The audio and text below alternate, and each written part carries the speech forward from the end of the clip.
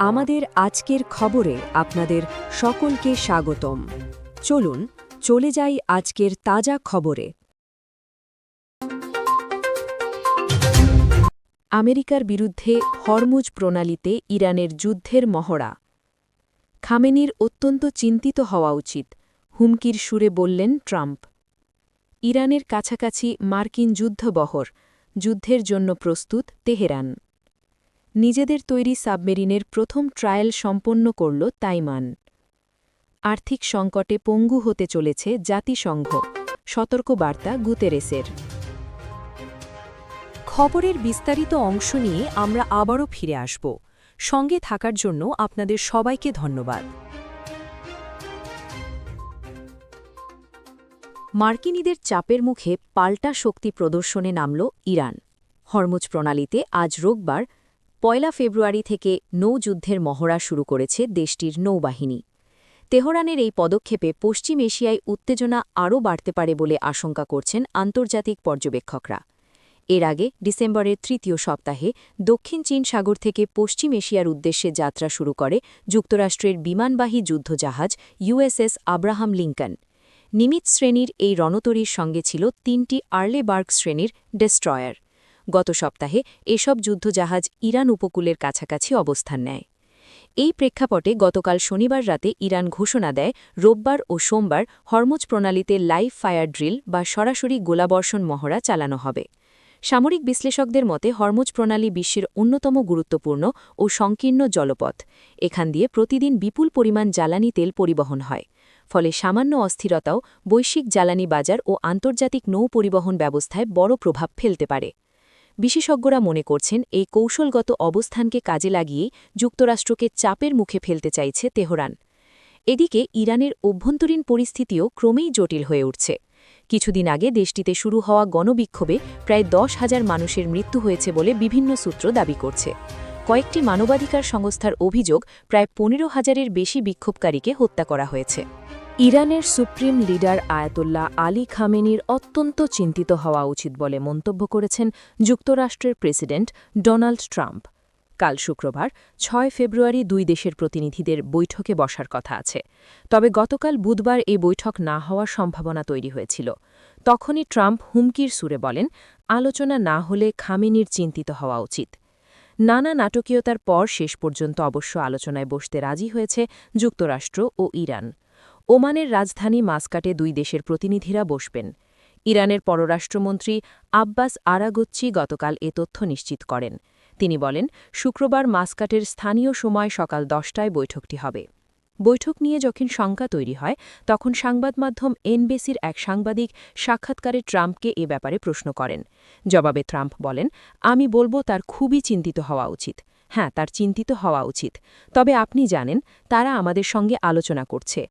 এদিকে যুক্তরাষ্ট্র আলোচনায় ইরানের পারমাণবিক কার্যক্রমের পাশাপাশি ব্যালিস্টিক মিসাইল এবং প্রক্সি বাহিনীকে সহায়তা নিয়েও কথা বলতে চায়।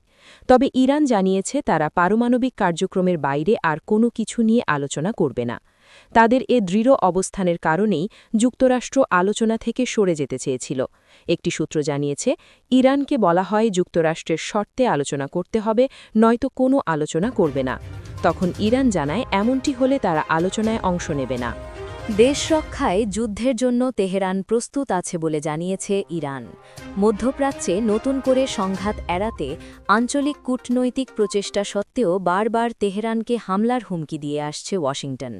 এমন পরিস্থিতিতে শুক্রবার ৩০ জানুয়ারি তুরস্কের সঙ্গে উচ্চ পর্যায়ের বৈঠকে বসবেন ইরানের পররাষ্ট্রমন্ত্রী আব্বাস আরাগচি। ইরানের পররাষ্ট্র মন্ত্রণালয়ের মুখপাত্র ইসমাইল বাগেই বলেন, পারস্পরিক স্বার্থের ভিত্তিতে তেহরান প্রতিবেশীদের সঙ্গে শক্তিশালী সম্পর্ক গড়তে চায়। ইরানের পররাষ্ট্রমন্ত্রী এমন সময়ে তুরস্ক সফর করছেন যখন তেহরানে মার্কিন হামলার শঙ্কা তুঙ্গে। আঞ্চলিক নেতাদের বিশ্বাস, উচ্চস্তরের এই বৈঠকের পর তেহরানে যেন হামলা না চালায় তাতে যুক্তরাষ্ট্রকে রাজি করাবে তুরস্ক। তবে গত বুধবার যুক্তরাষ্ট্রের প্রেসিডেন্ট ডোনাল্ড ট্রাম্প বলেছেন, বিশাল মার্কিন আর্মাডা বা নৌবহর ইরানের জলসীমার কাছাকাছি পৌঁছে গেছে। তিনি ইরানের সরকার পরিবর্তন ও সামরিক হামলার ইঙ্গিত দিয়েছেন। অন্যদিকে ইরানের শীর্ষ রাজনৈতিক নেতা সামরিক কর্মকর্তারা একের পর এক বার্তা দিচ্ছেন যে তারা আলোচনা নয় প্রতিরোধের জন্য প্রস্তুত। তেহরানের রাষ্ট্রীয় গণমাধ্যম দেশটির আলোচক দলের একজন সিনিয়র সদস্যের বরাত দিয়ে জানিয়েছে, যুক্তরাষ্ট্রের সঙ্গে আলোচনা করা এখন ইরানের অগ্রাধিকার নয়, বরং দেশকে রক্ষার জন্য 200% প্রস্তুত থাকা। আল জাজিরা বলছে, সাম্প্রতিক দিনগুলোতে ইরান তাদের সামরিক শক্তি বৃদ্ধিতে জোর দিয়েছে। গত জুনে 12 দিনের যুদ্ধের পর থেকে দেশটির সেনাবাহিনী বহু সামরিক মহড়া চালিয়েছে। ইরানি বাহিনী বৃহস্পতিবার ঘোষণা দিয়েছে যে সশস্ত্র বাহিনীতে নতুন সামরিক কৌশলের 1000 ড্রোন যোগ করা হয়েছে। এর মধ্যে আত্মঘাতী ড্রোনও রয়েছে।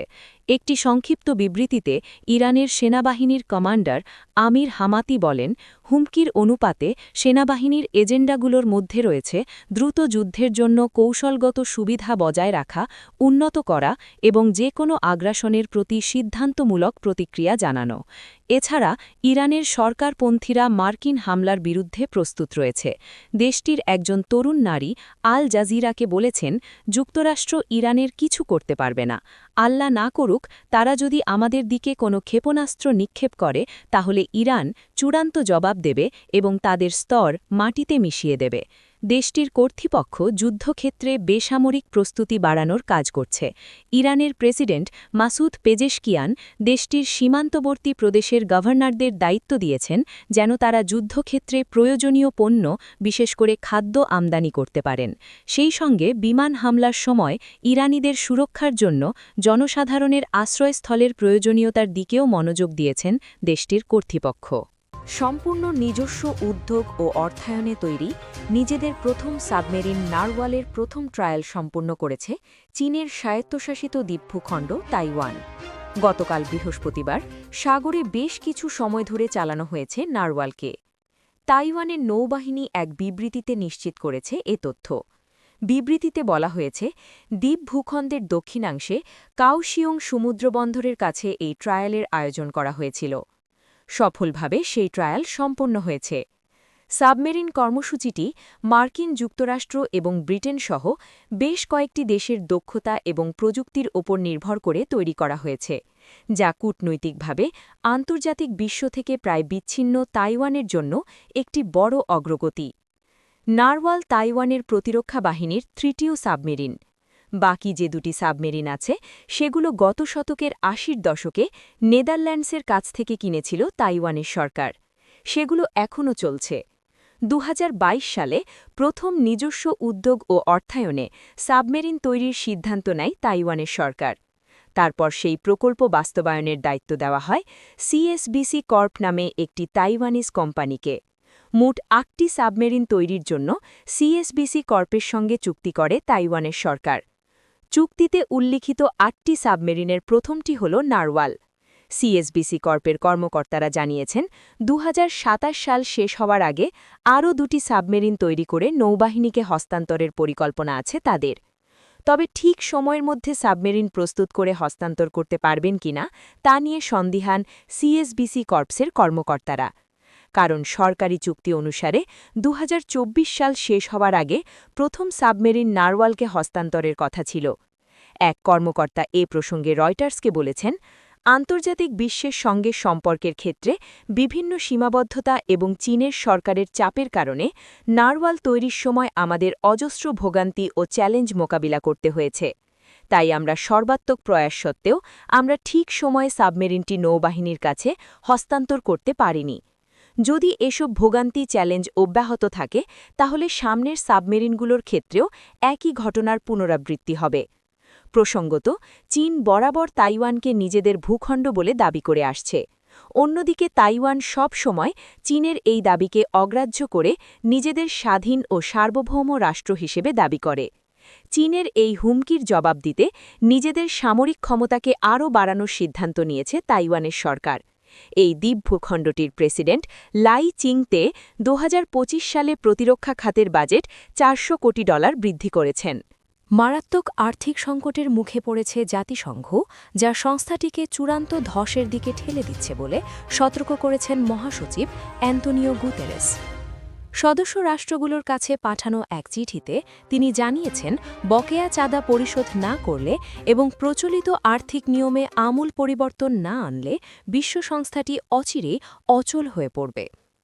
জাতিসংঘের সদর দপ্তরে এক ব্রিফিংয়ে মহাসচিবের মুখপাত্র ফারহান হক পরিস্থিতির গুরুত্ব তুলে ধরে বলেন, তহবিলের অবস্থা এখন এমন পর্যায়ে পৌঁছেছে যে সদস্য রাষ্ট্রগুলোকে এখনই বকেয়া পরিশোধ করতে হবে, অন্যথায় আর কোনো উপায় থাকবে না। তিনি জানান, পূর্ববর্তী বছরগুলোর মতো কার্যক্রম সচল রাখার মতো নগদ অর্থ বা তারল্য এখন সংস্থার হাতে নেই। উল্লেখ্য, ২০২৫ সাল শেষে সদস্য রাষ্ট্রগুলোর কাছে রেকর্ড $১.৭৫ বিলিয়ন বকেয়া জমেছে। এই আর্থিক সংকটের পেছনে নির্দিষ্ট কোনো দেশের নাম উল্লেখ না করা হলেও বর্তমান ভূ-রাজনৈতিক প্রেক্ষাপটকে গুরুত্বপূর্ণ মনে করা হচ্ছে, বিশেষ করে মার্কিন প্রেসিডেন্ট ডোনাল্ড ট্রাম্প কর্তৃক বিভিন্ন জাতিসংঘ সংস্থা থেকে অর্থায়ন প্রত্যাহারের ঘোষণা এবং বিকল্প বৈশ্বিক উদ্যোগ চালুর বিষয়টি এই সংকটকে আরও ঘনীভূত করেছে। মানবাধিকার সংস্থার বিশেষজ্ঞরা আশঙ্কা করছেন, বড় রাষ্ট্রগুলোর এমন অনীহা আন্তর্জাতিক আইন ও মানবাধিকার রক্ষার কার্যক্রমকে বাধাগ্রস্ত করবে। বর্তমান নিয়ম অনুযায়ী সদস্য দেশগুলোর জিডিপি ও ঋণের সক্ষমতা বিবেচনা করে বার্ষিক চাঁদা নির্ধারণ করা হয়, যেখানে মার্কিন যুক্তরাষ্ট্র সর্বোচ্চ ২২% এবং চীন ২০% অর্থায়ন করে থাকে। মহাসচিব চিঠিতে আরও উল্লেখ করেছেন, জুলাই মাসের মধ্যেই জাতিসংঘের নগদ অর্থ ফুরিয়ে যেতে পারে। তিনি একটি প্রাচীন নিয়মের সমালোচনা করে বলেন, প্রতি বছর অব্যবহৃত অর্থ ফেরত দেওয়ার যে নিয়ম রয়েছে তা বর্তমানে অবাস্তব হয়ে দাঁড়িয়েছে। যেখানে পর্যাপ্ত অর্থই নেই, সেখানে অর্থ ফেরত দেওয়ার প্রক্রিয়াটি সংস্থাকে এক অদ্ভুত চক্রে আটকে ফেলেছে। ১৯৩টি সদস্য রাষ্ট্রের মধ্যে মাত্র ৩৬টি দেশ এখন পর্যন্ত ২০২৬ সালের চাঁদা পূর্ণ পরিশোধ করেছে, যা বিশ্ব সংস্থার ভবিষ্যৎকে গভীর অনিশ্চয়তার মুখে ফেলেছে।